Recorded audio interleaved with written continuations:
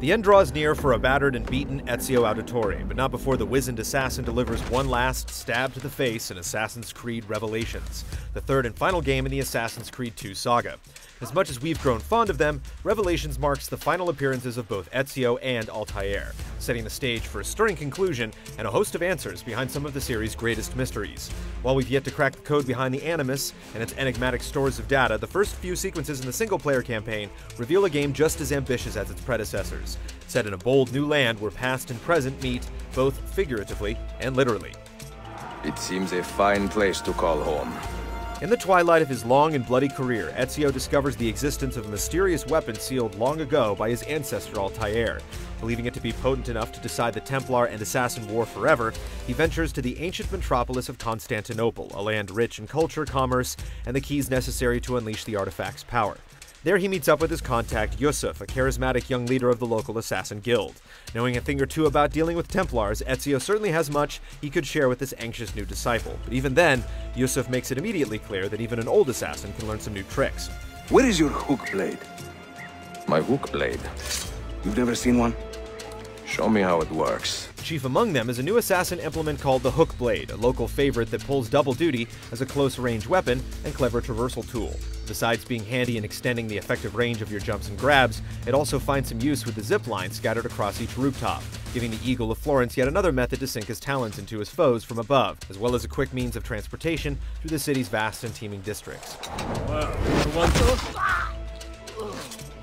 Paired with an upgraded Eagle Sense and the ability to craft customizable bombs with various effects, Ezio comes equipped in Revelations as a more versatile solo combatant than ever before.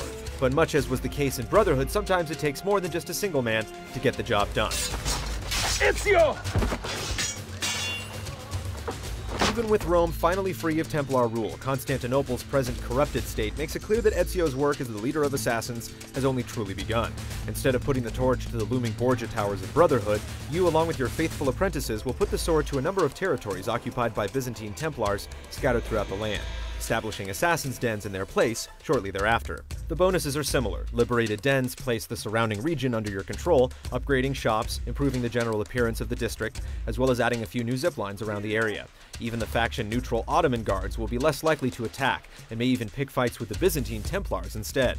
Unlike Brotherhood, however, these dens can be taken back at any time, requiring you to either make a personal appearance, or send one of your lackeys to do the dirty work instead.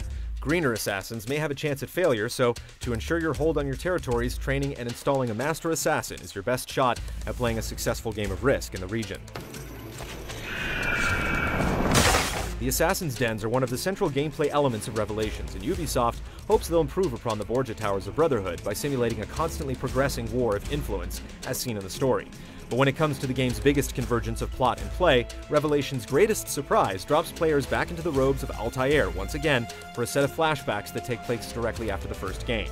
Perhaps, in discovering what ultimately happened to one of the greatest assassins of all time, will Revelations truly earn its namesake?